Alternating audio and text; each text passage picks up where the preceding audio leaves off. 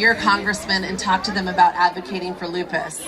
And because of our advocates and the work of our team, we're leading the efforts to secure funding from federal government for critical initiatives to advance lupus research and education. And there were hundreds of New York advocates who either met with or sent letters to their representatives this year urging them to support funding for lupus. And that's amazing, and I want to give you guys to all give yourselves a round of applause because we have secured more than $100 million in federal funding for lupus research, education, and support. And that's incredible because as we all talk about there needs to be more awareness for lupus, the federal government is recognizing that due to your efforts, your letters, your calls, and the work that we're doing. So those are just a few of the highlights of the exciting work that the Lupus Foundation of America is doing, and your fundraising is having a direct impact on all of the work that we do every day at the foundation. So I want to say a heartfelt thank you from everybody for spending your time with us, for being here today. So thankful that the rain has stopped, and I so look forward to being out with you there on the walk on this beautiful waterfront day. So everybody walked in Lupus Now. Thank you so much and have a great day.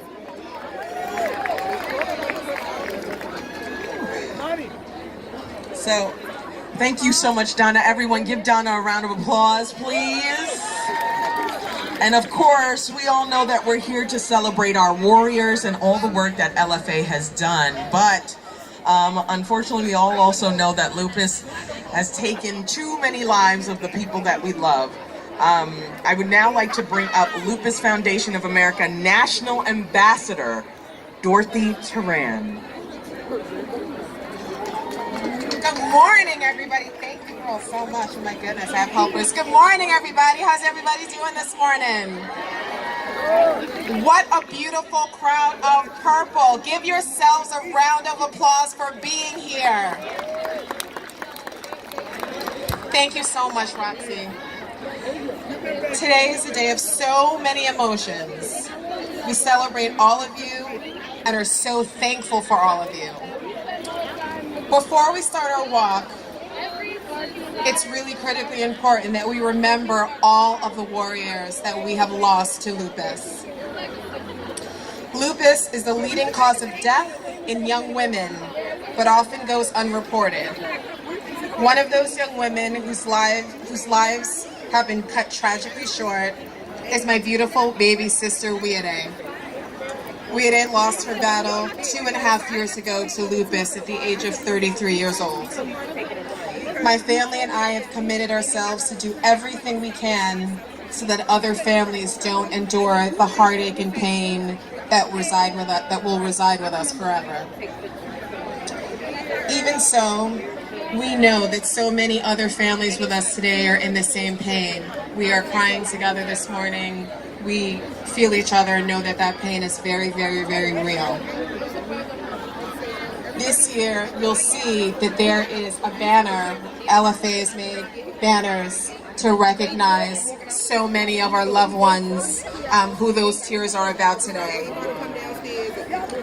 I know that it's that there's so much going on and it's super loud, but I'm gonna ask everybody in this space under the sound of my voice to stop talking because we are going to take a moment of silence in honor and love and respect for all of those that we've lost.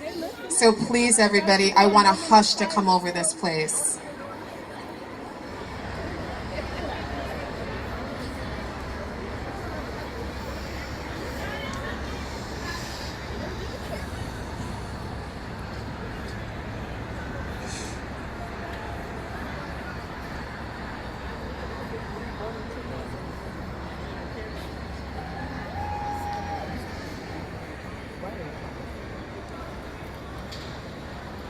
Thank you so much. Yeah.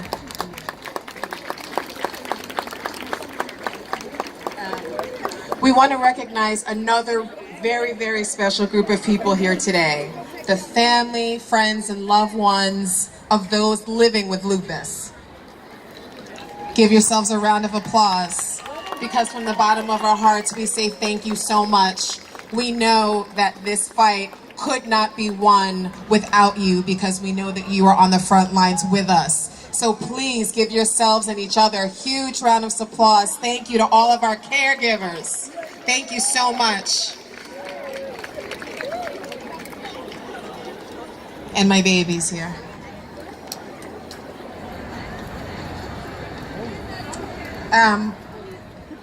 So we're going to do this walk together, and we are going to continue to walk until we don't have to.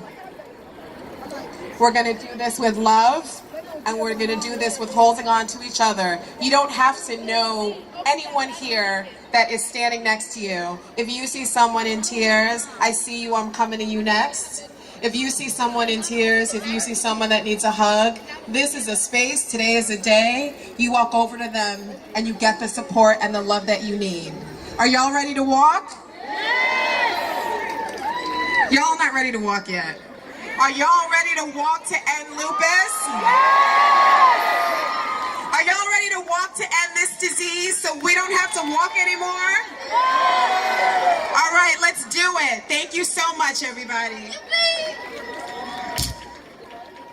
Thank you to Dorothy. That was so beautiful. Beautiful story, beautiful family, and those girls, so precious. All right, next up we want to bring Dr. Megan Mackey from the Feinstein Institute of Medical Research at Northwell Health. She's on the front lines of this research, helping us fight this battle.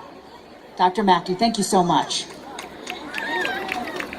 Thank you. There's a lot of great things, great emotions here this morning, and it's really my honor to be here. I'm a researcher and a physician. I take care of lupus patients, and I'm here on behalf of our lupus center at the Feinstein Institute, where we are really committed to fighting this battle, but we use medical research as our tool, as our implement for fighting. And our group of researchers and scientists and physicians at the Feinstein are very focused on answering some very important questions about lupus.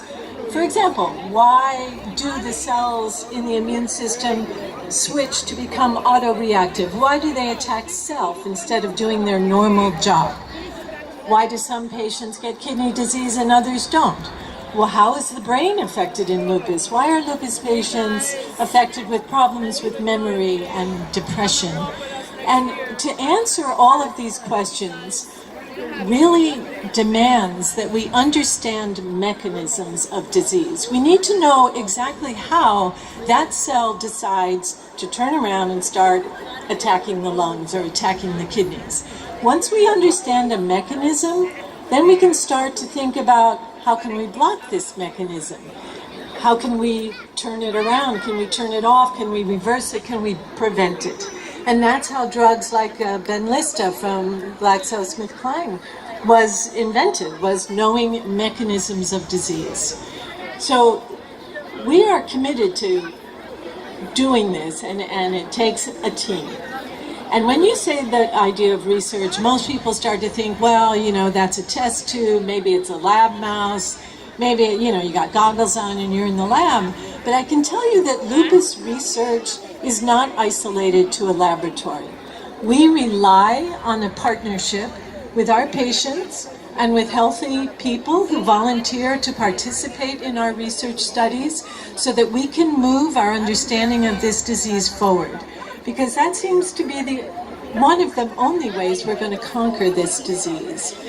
And let me just give you an example of how this works.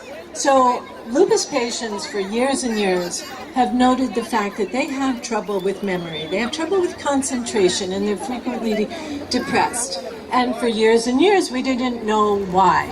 Is it because of the medication? Is it because of another reason? You're having stress at your job or your life? We didn't know. After many years of research in the laboratory, Dr. Betty Diamond discovered that some of the antibodies in lupus get into the brain and they cause memory problems. So that's lupus itself causing this problem. And thanks to a group of lupus patients and healthy volunteers who participated in our trials, studying this, we've now determined that a similar mechanism is occurring in our lupus patients. So this is one example of how the research from the laboratory then was translated to human disease, and we are now ready to start a clinical trial to reverse that process. And that's how this works. It takes a partnership. And I just want to say that, a lot of people will have reasons. There are lots and lots of reasons. We're busy, we're distracted. A lot of reasons not to do research or participate. But I want to focus on 3 really important reasons to think about participating in lupus research. One of these is hope. Participation in research gives us hope because everybody here that's living with lupus and all the people who love them and support them and their caregivers, we know how tough this disease is. The fact that we have research gives me and gives others hope that around the corner there's a new discovery and it's going to be made, and this may be the year. Maybe the year we find a new drug that will take the place of prednisone. Wouldn't that be nice? And the second reason that research is really important is that it is empowering. Lupus is tough. It can really beat you down. But we can participate in lupus and we can turn the tables on that. We can shift the balance of power. We take it away from the disease and give it to the participants. And you feel a lot stronger and more able to deal with this disease. And the final reason that research in lupus is so important is that it gives us a path to move forward. Again, lupus is tough. We can get backed into a corner, but as long as we keep asking questions, we keep looking for answers, we will never be backed into the corner by this disease. So think about it. I want to have everybody thinking about the hope and the empowerment and the moving forward that research gives to us. And thank you all for participating.